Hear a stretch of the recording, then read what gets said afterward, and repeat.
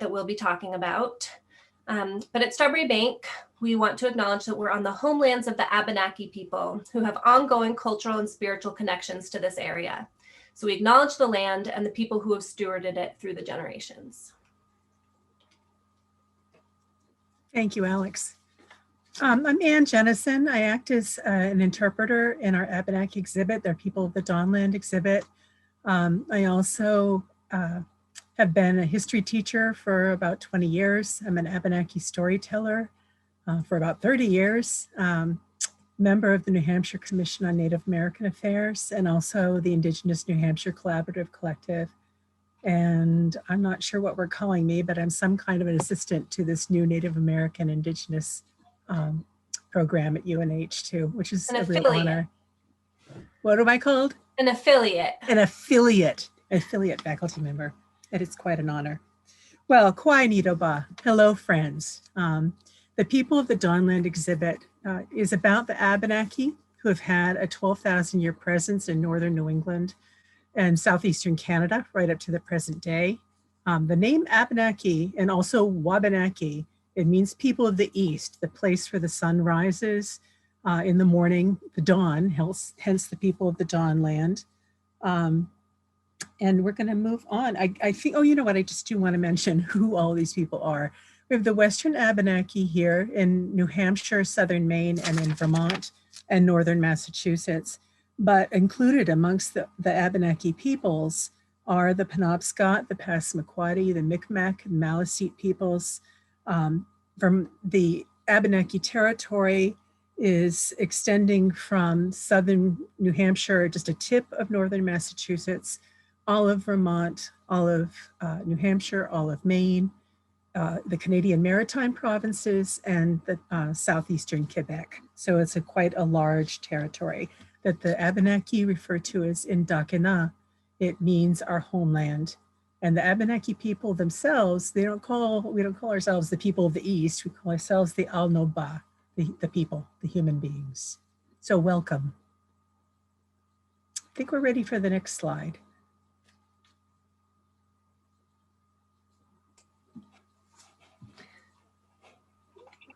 Over to you, Alex.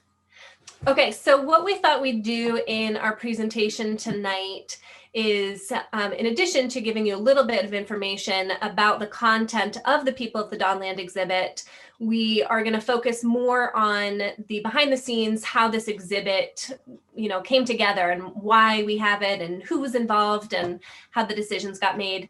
So the People of the Dawnland exhibit, if you haven't been in to see it yet, since we opened last May 2019, it's in the Jones House Discovery Center. So it's in this room in the front of the house that you might recognize as a teaching space for kids to learn about shopping in different time periods as they would have in Puddle Dock, which was part of a very successful educational exhibit in the Discovery Center.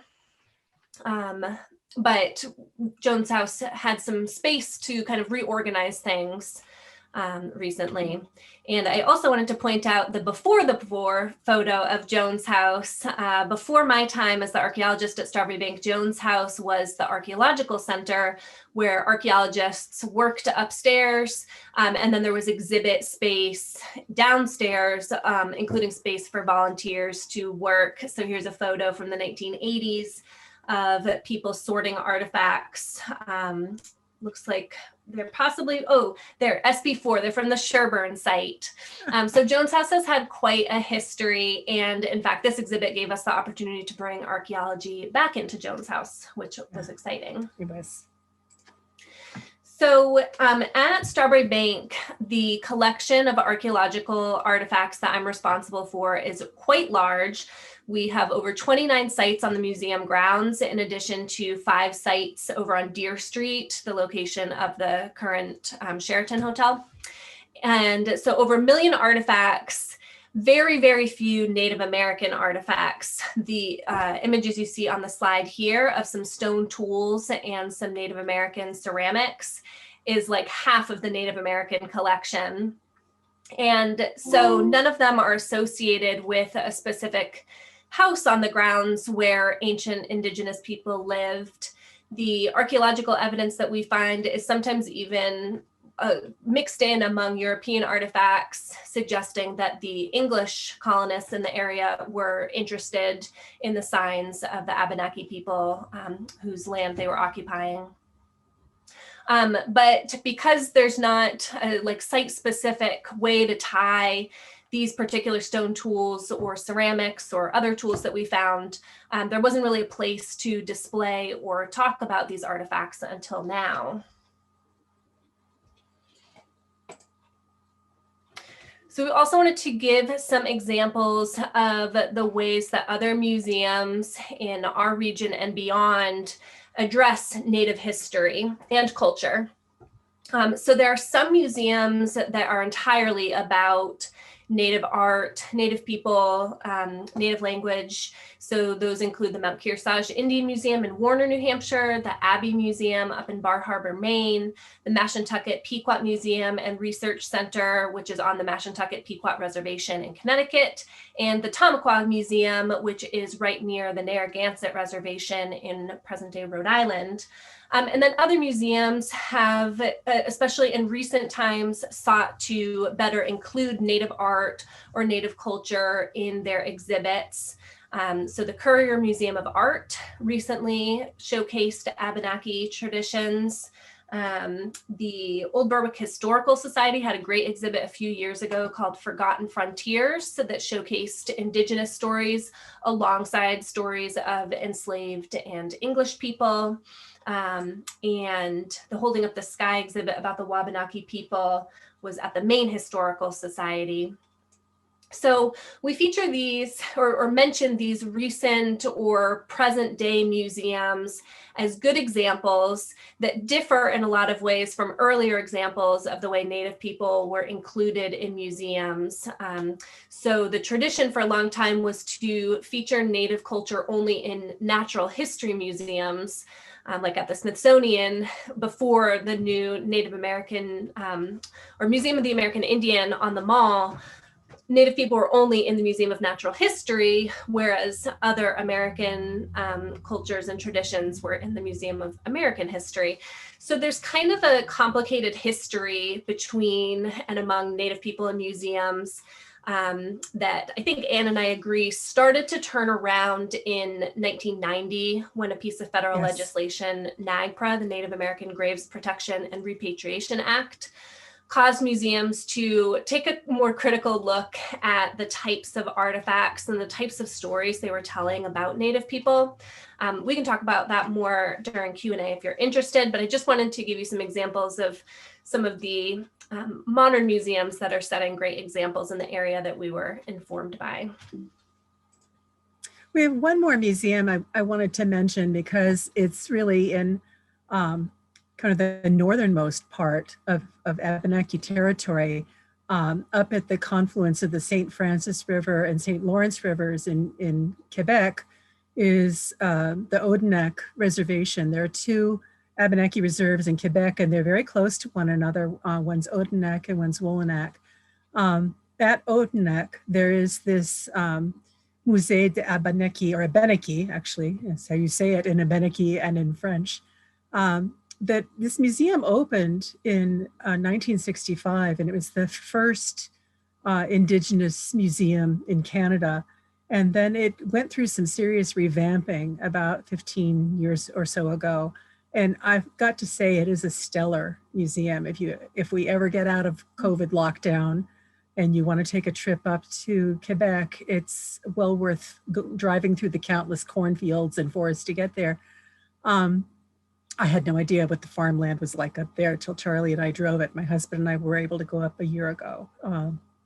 At any rate, I would like to mention that they are also doing what Strawberry Bank is doing and building an online presence. So there are a couple of good online exhibits that you could check out if you want to do a search. Be sure, if you are not fluent in French, to click on the English option. You can get it completely in English as well as in French. At any rate, let's go on and talk a little bit more about museums, Alex. Okay, so Related, I guess, to the post-1990 era, there's been an increased call for museums and other cultural institutions to acknowledge the Native history of their area, to acknowledge the Indigenous caretakers of that land, and a shift toward ideas of decolonization, where we address the colonial histories of places and try to reverse the harmful effects of colonization and the way that documented history has tended to deprioritize or deprivilege stories of people who were not part of the documentary record before Europeans arrived. So here's just a couple other examples. A land acknowledgement up at the Abbey Museum that I mentioned in Bar Harbor, and a booklet. This is just the cover page of a booklet from the US Department of Arts and Culture on why acknowledge, like what's the point of making a land acknowledgement? How do you decide who to acknowledge? How do you put it together?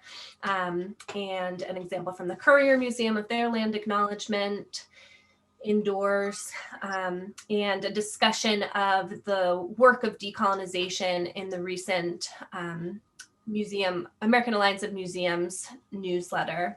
So with all this stuff in mind, in the museum world, it helped prompt some of our conversations about the people of the Dawnland exhibit. So moving on toward creating the Abenaki exhibit, I approached, actually, I was called by the education department at Strawberry Bank in the summer of, I guess it was in the winter of 2017, and asked to come in to the storytelling camp to tell an afternoon of Native American stories. And while I was on the phone, I asked the education director if there would ever be an interest in, building some kind of an exhibit about the Native American people. I grew up in Portsmouth and graduated from Portsmouth High School. And what I was watching at the time when I was in junior high was the development of Strawberry Bank Museum is always strong in my conscience. But as a mom and a working person, it took until I retired from teaching to have the leisure to do that. I had retired for about 2 years before I talked to Becky, who very much welcomed me to come in and meet with some staff. That was, in fact, the first time I met Alex was in 2017.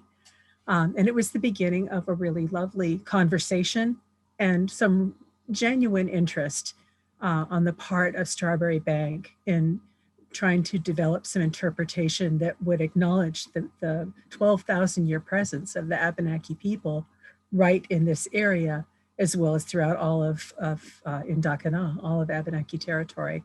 So we had a meeting and decided that the best way to sort of edge in would be to set me up for the summer of 2017 at a table in the back of Jones, the education center, the education building, or one of the two, and have me demonstrate various Abenaki crafts.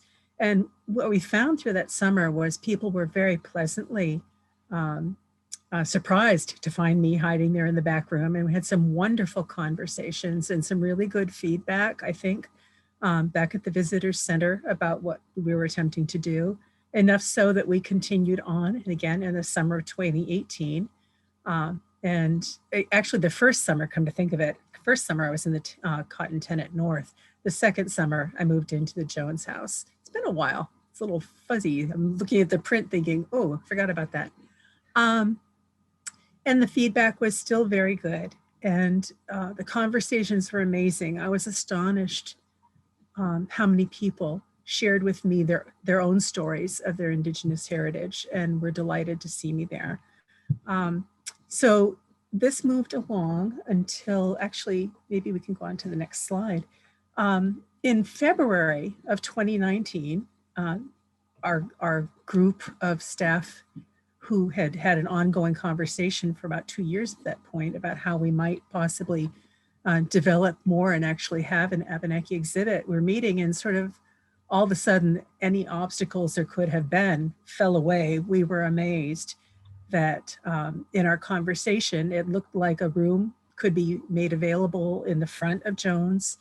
And people were on staff were eager to make connections and to, I'll let Alex tell you a little bit more in a minute about the kinds of support we got from other institutions, but right from among the staff people, we had the enthusiasm and the expertise and the resources, even from people's personal collections, to put together a rather respectable exhibit. And it was very exciting. It went from February to we were setting up during baby animals at the very end of April, and baby animals closed on Sunday, and we were open, I believe, 2 days later. Or maybe we were setting up during baby animals, I don't recall, but at any rate, it happened very fast. May 1st, this exhibit was open and was open through the entire season of 2019. And again, was incredibly well received. So we got this little sort of postage stamp exhibit, but you know, it's a seed from which good things can grow, and it's already vibrant. So let's move to the next slide and talk a little bit more. Yeah. So about the exhibit. I remember we, our working group went over to Joan's house in this room we thought we might repurpose, and looked around and were considering, you know, what could we include as activities? What could we include as information? And I think as any of you who have been in an exhibit space before can attest, when it comes to reading panels, less is more. And it's so difficult to try to get across 12,000 years of history in a few hundred words. But the first place we began is talking about an introduction to the exhibit and not wanting it to be anchored only in the origin of Abenaki people in the region. So we created these 3 panels that are kind of long and skinny and go on either side of the windows on the wall right next to you as you enter the room. And it was important to us to, yes, of course, cover that ancient history and the long-term presence of people in the region, and then to talk about their continued presence during the colonial and historic periods, and then to talk about their continued presence today in New Hampshire and the vibrant community and art scene. So as Anne mentioned, we reached out to a number of people, especially for the text of these panels, including the Indigenous New Hampshire Collaborative Collective, which is a group based at UNH that Anne and I are both members of, which is a group of tribal and non-tribal people, students and faculty and community activists that works really well collaboratively together. It's both my opinion and my training that there should be no one voice on tribal history. So it was also really important for us to get a lot of perspectives and opinions incorporated here. One of the things that we wanted to just really make a statement about is that we're not talking about a people who lived here 12,000 years ago. We're talking about a people who have a 12,000 year ongoing presence here in New Hampshire and northern New England. And I really do believe that these panels were very, very helpful in telling that story. So let's move on again to the next panel. These are 2 panels that are up in the exhibit also. The one on the left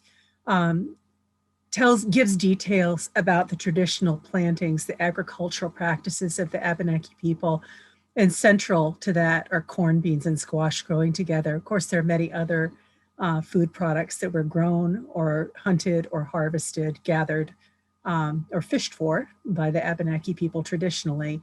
But this was the core. This is what allowed Abenaki people to settle in one place and develop large communities, even in the seacoast. And we have a map in the museum that shows in the year 1600, villages throughout the seacoast with a presence of several thousand people. 20 years, this is 20 years prior to the Pilgrims settling in Massachusetts or English settlement here in 1623 in the seacoast area. The other panel was a very supported effort by Abenaki artists here in New Hampshire.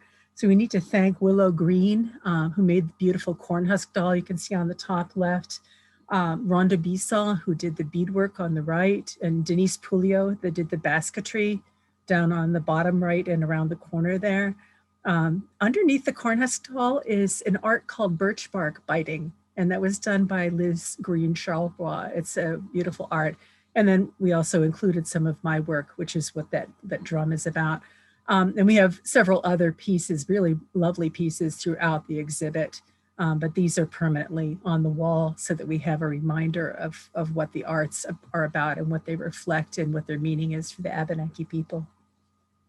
Okay, where are we? Next slide. Alex, you want to talk about this just a little? Sure. So we, since this is the Jones House Discovery Center, we wanted it to be interactive for people of all generations.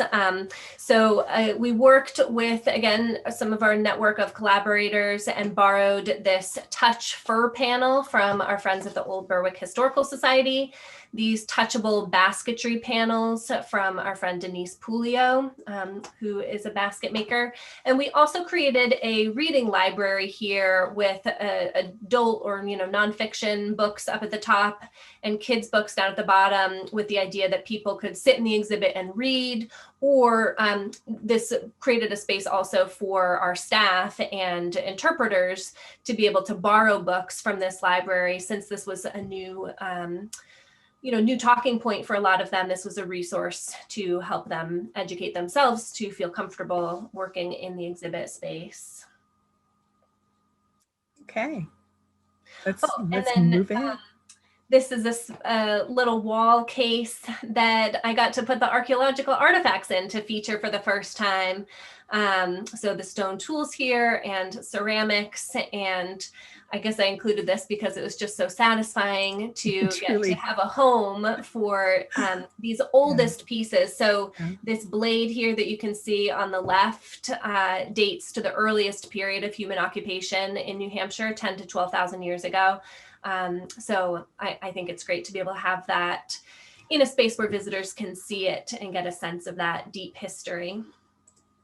Yeah, it's wonderful. It looks very impressive there. And it's amazing to me to see how many people stop and they really want to read every little piece of information about those. This is just to mention that we do have at least 2 or 3 days a week during the season, usually different demonstrations going on of Abenaki craft work. So I have demonstrated everything from corn husk doll making to corn husk basket making, coiled basketry, to making birch bark containers and baskets you see on the top left.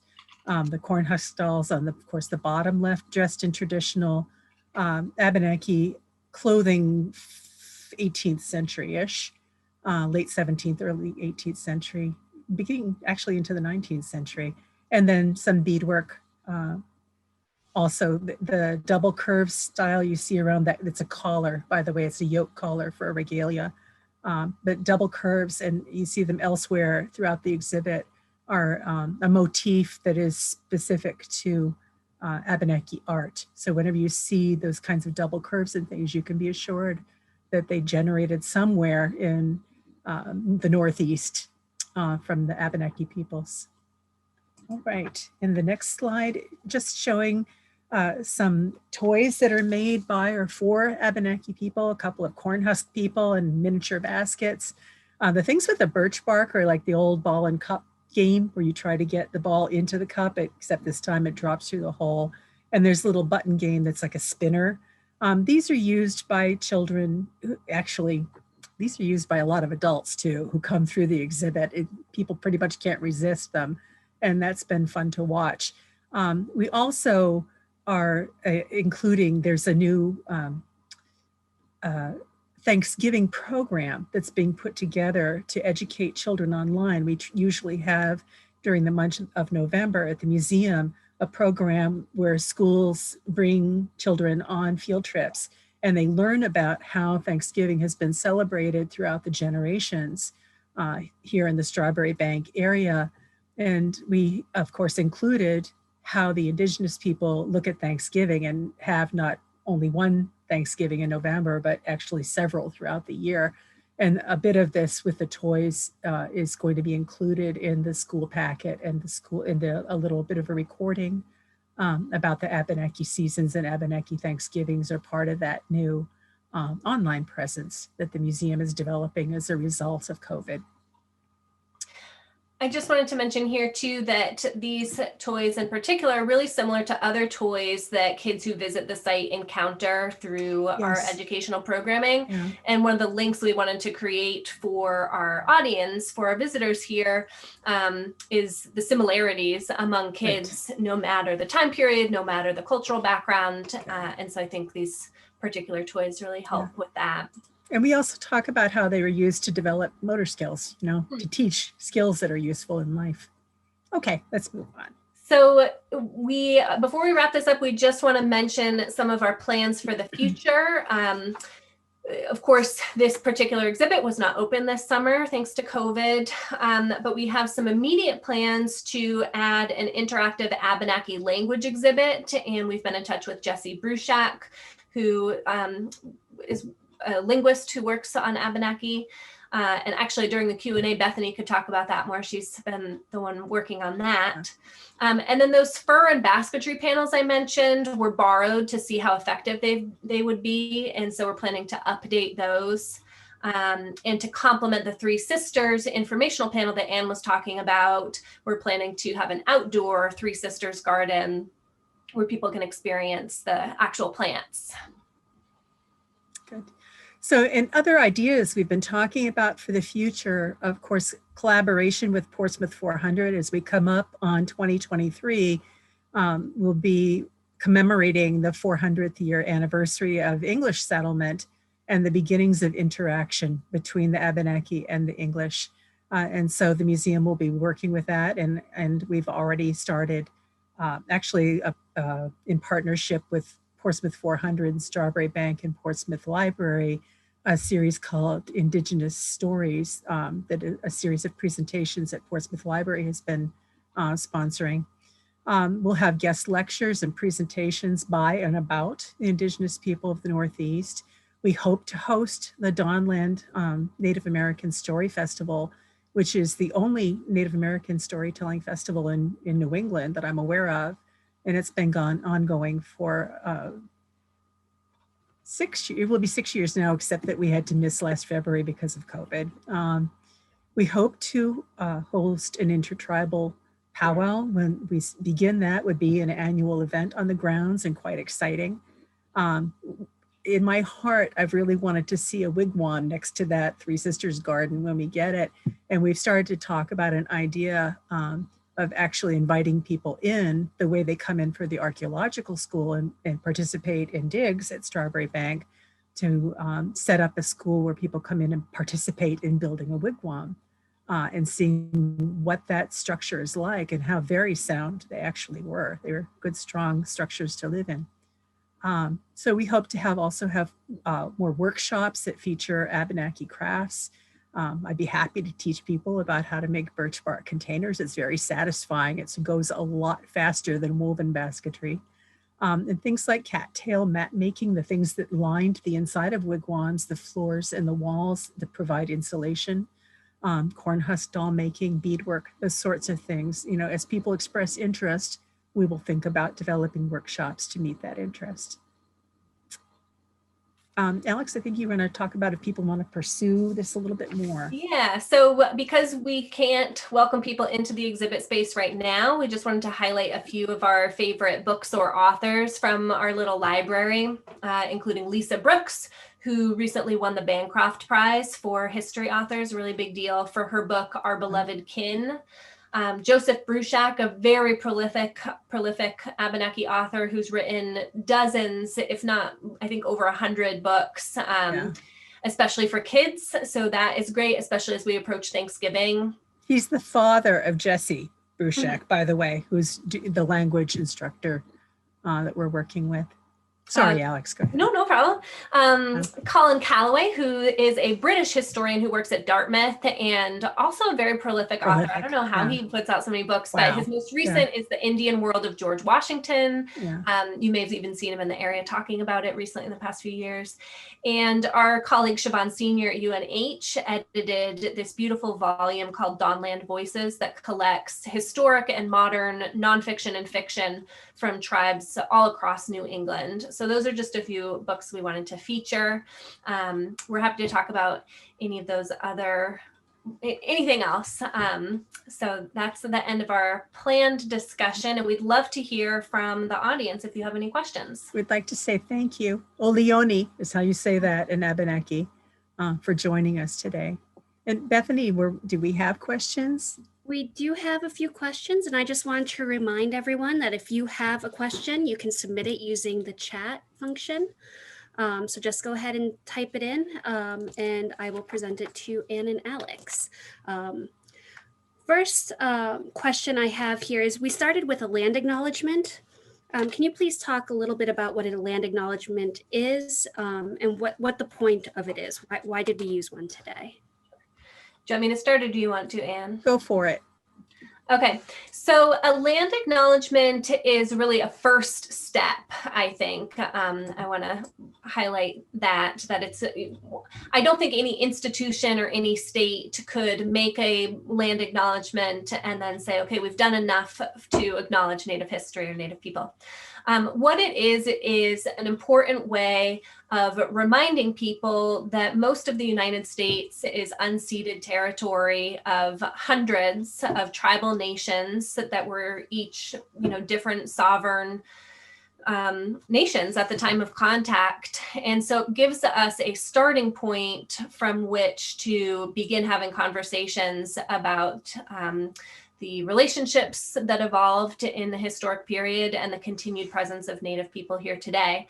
But one of the reasons I think it's such a great way to start is that it prompts people to do a little research into oftentimes their very specific area. And, here we are in the Piscataqua River area. Oh, Piscataqua is an Abenaki word. I should find out more about that. So it's a way to begin self-educating, I think. I think it also is really important. Well, it's important everywhere for some common reasons that Native people have either been, for the most part, written out of American history. And I can speak as an experienced history teacher here at high school level in New Hampshire. Very little Native history is addressed except in seeing the Indigenous people as adversaries who are either in the way of European expansion or American expansion. So they're either pictured as incredibly violent and inconvenient or not mentioned at all. So, I've heard countless times people ask me or just comment, I didn't know there were any Indian people left in New Hampshire. Well, there are a lot of reasons for that. That's a whole story in itself. But land acknowledgement is part of the way. It's a good step. It's a good first beginning to acknowledge that this land is here. And, it was so welcoming to the Europeans because it had been well tended. There was clean water here. You couldn't drink the water in England in 1620. You had to boil it first. There were trees here. England was deforested in 1620. It was considered a wonderland. And that's because it had been well tended for thousands of years. That's worth acknowledging. Other questions? And we would like to know, are there any plans to do, this kind of goes along with what you were just talking about, but are there any plans to do programs on the complicated relationships between the Indigenous population and the English or the settlers? And they gave as an example the raid on the Abenaki at St. Francis by Rogers Rangers. I think there was a recent program about that. I think during the Old Berwick Historical Society's exhibit. Do you remember that, Anne? Do you know what I'm talking about? I have heard it referenced. I didn't see it or hear it myself. We have not, I guess if you're asking specifically about Strawberry Bank, we have not settled on making specific plans about presentations. However, those kinds of topics certainly would be addressed as we move along. It's part of the history of the Abenaki people. And it's also, with Rogers Rangers, inextricably connected to the history of Portsmouth. I mean, wasn't he the son-in-law of one of the Atkinsons and related to the Wentworth group? I'm pretty sure. I'm digging back into my, master's work a long time ago, but he was pretty well connected in Portsmouth and in the Strawberry Bank area, and treated as, of course, a hero by the European and English settlers. Not so much by the Abenaki. Are there any plans to incorporate Native American music or dance into our programming? We haven't discussed that, but that's a great idea. Well, and that would be part of a powwow. Absolutely. I don't know if people have had the opportunity to attend a powwow before. There's usually a big one every summer at the Mount Kearsarge Indian Museum, and a small one in Normal Falls at UNH. But one of the features of a powwow is singing and dancing and instruments. Right. And the powwows are cultural celebration, but they also are social events and educational events. They're meant to be welcoming to everybody, regardless of whether or not you're Indigenous. And so they're meant to be instructional, and people are always taught some of the songs, definitely taught the dances, how to approach, going into the circle and what the dances are about. Some of them are specifically about hunting, and some are about courting, and they have cultural meaning, and that's shared. So definitely through working on developing an annual powwow, we would be bringing music and dance in, but there may be other opportunities as well. We have had basically an entire season's delay on developing the Abenaki program because of COVID-19. And so we are only really just now beginning those discussions again, looking forward, hopefully, to the next season starting in the spring in terms of the Abenaki program. There are ongoing programs of many kinds at Strawberry Bank now, but in terms of the Native program, we'll probably be talking about that later this winter. So we're open to your ideas and would be happy to think about them and think of ways to incorporate them.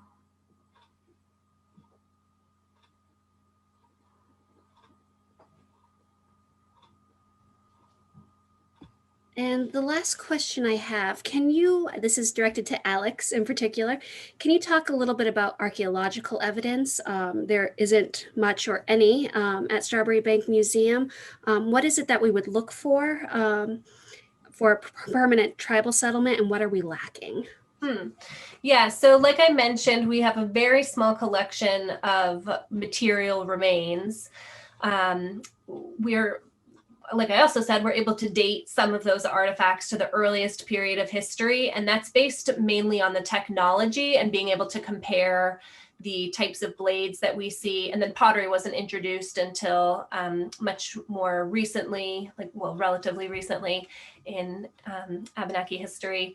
But that's largely based on comparison with other sites, because what we're lacking at Strawberry Bank are signs of permanent settlement that might include remains of a fire hearth, remains of cooking an animal or butchering an animal, or the remains of a household. So Anne was talking about the wigwam structures that Abenaki people would have traditionally lived in before contact.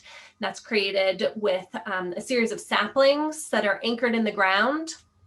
And anytime anything is anchored in the ground, a fence post, a wigwam post, a house foundation, the soil is disturbed around it. Same when you dig a fire pit and burn stuff, it leaves a signature in the soil that differs from the naturally or geologically laid soil that we would typically encounter. And so we have very few. There's maybe one Native American post mold that I found while we were excavating behind the Yetton Walsh House in the middle of campus. but otherwise no signs of permanent settlement. But we know people were here both from those artifacts that are littered throughout the Puddle Duck neighborhood and from oral histories that tell us people were coming to the Piscataqua River to hunt and fish in the warmer months, kind of like our visitors to the museum continue to do today. But yeah, like Anne was talking about, the impact on the environment of Abenaki people differs pretty significantly from the colonial impact. And, you know, most of what we dig up is trash, and they just didn't throw a lot away. And then once urban development began in Portsmouth, if there were signs of cooking or even temporary settlements, I suspect that they were kind of disrupted by the construction of houses. Absolutely. Years of house building, gardening, plowing, road building, all of those things. We should have probably also mentioned, though, that the Abenaki people are well documented in the historic period in Portsmouth, including a treaty that was signed in 1713 that involved days of negotiation with a large contingent of Abenaki who came into Portsmouth at the end of Queen Anne's War and had their families camped out on Great Island. You know, it wasn't, and some of the other islands in the Piscataqua, they were not going to take a chance to bring their families into town. But that record indicates that the governor of Massachusetts sent some of these delegates into the city, escorted after the negotiations to trade with people. And that was not uncommon. That was something that had been an ongoing activity, except when it was interrupted by war. So before the English got here, there were thousands of Abenaki in the area.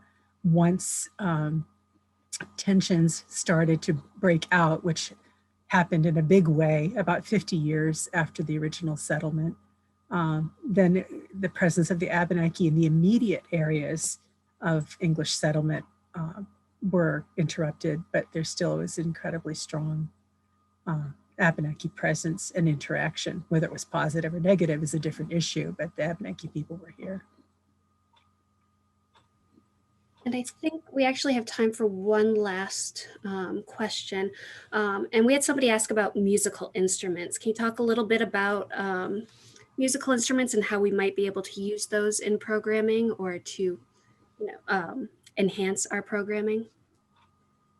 Again, drums and flutes. I'm not aware of a whole lot of other, well, shakers too. There's one up behind me actually on the shelf by the birch bark container. There is a moose hide rattle. It's made of moose hide and deer antler. So rattles, woodland flutes were used for courting as much as anything else. And drum, the drum represents the circle of the earth in its rounded shape. And the first music that we all hear, the heartbeat of our mother, that's what the drum represents. The rattle represents actually our pulse. Everything is tied in to the living earth and the interconnections. So do we have plans to include a whole lot of drumming or flute lessons, or maybe drum making? That would be interesting. It would be really kind of cool to have a drum making workshop or somebody demonstrating Native American flute. We have connections with people who do those things and certainly could invite them if that seems appropriate as we go forward. Thank you for asking. That's kind of cool. It's great to hear those types of questions because I presume that people are asking because those are things that you would like to see. So please let us know what you'd like to see. Send us your ideas. Yeah. Any more questions, Bethany, or are we letting people ponder? I think that is it. I want to thank everybody for joining us this evening. And again, thank you for being members and supporting the museum. And thank you to Anne and Alex.